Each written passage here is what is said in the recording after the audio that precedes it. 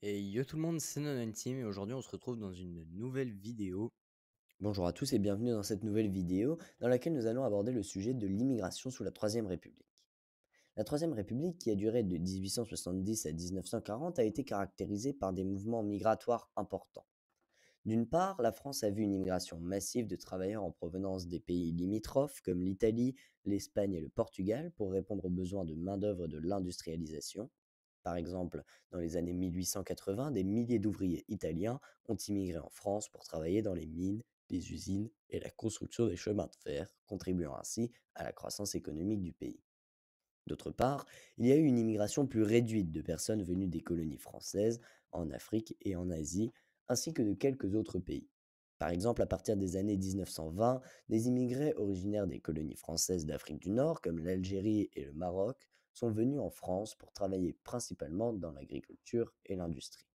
Nous nous demanderons alors si l'immigration a participé à l'universalisation durant la Troisième République. En ce qui concerne les deux types d'universalisme, le premier est l'universalisme des droits et des devoirs, qui vise à garantir les mêmes droits à tous les citoyens, quelle que soit leur origine ou leur religion. La Troisième République a été le théâtre de la consolidation de cette conception de l'universalisme, qui a conduit à l'abolition de l'esclavage en France en 1848 et à l'extension progressive du droit de vote aux femmes en 1944. Le deuxième type d'universalisme est celui de la diffusion de la culture et de la civilisation, qui vise à exporter la culture et les valeurs d'un pays à d'autres nations et peuples. Le deuxième type d'universalisme est celui de la diffusion de la culture et de la civilisation. Il vise à exporter la culture et les valeurs d'un pays à d'autres nations et peuples. La France a été un précurseur de cette forme d'universalisme avec sa mission civilisatrice et colonisatrice en Afrique et en Asie. Par exemple, la politique coloniale de la France sous la Troisième République visait à étendre la culture et les institutions françaises dans ces colonies en imposant la langue et la religion françaises ainsi que les lois et les normes sociales françaises. Cependant, en ce qui concerne la question de savoir si l'immigration sous la Troisième République a été une réussite de l'universalisme, la réponse est complexe. D'une part, les immigrants ont contribué à l'industrialisation de la France et l'immigration a eu un impact économique considérable sur la France. Les Italiens, par exemple, ont été nombreux à travailler dans les mines de charbon et les usines textiles de France, souvent dans des conditions difficiles.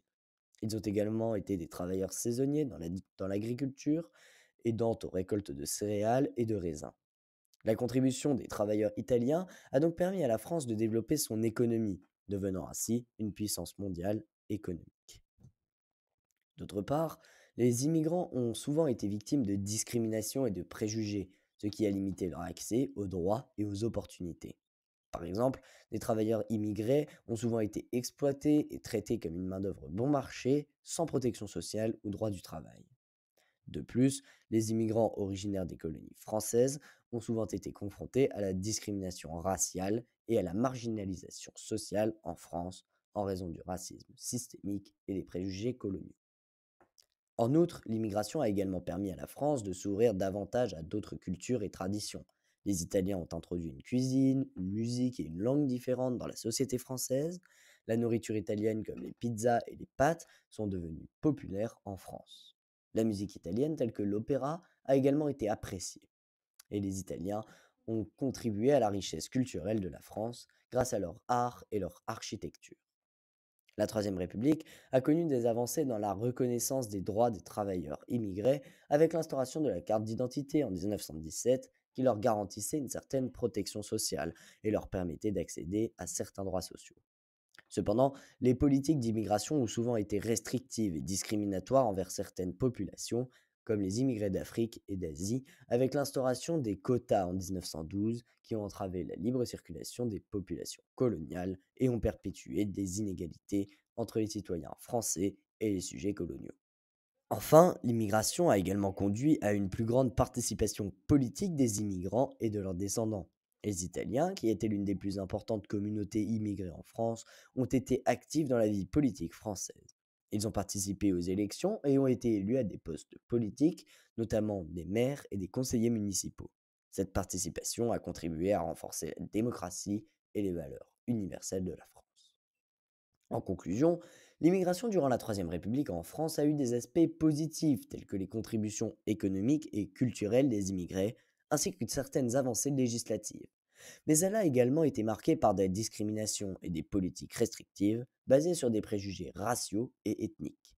Bien que les immigrants, y compris les Italiens, aient contribué à l'universalisation de la France, l'immigration a également créé des tensions sociales et économiques nécessitant des politiques pour favoriser leur intégration dans la société française.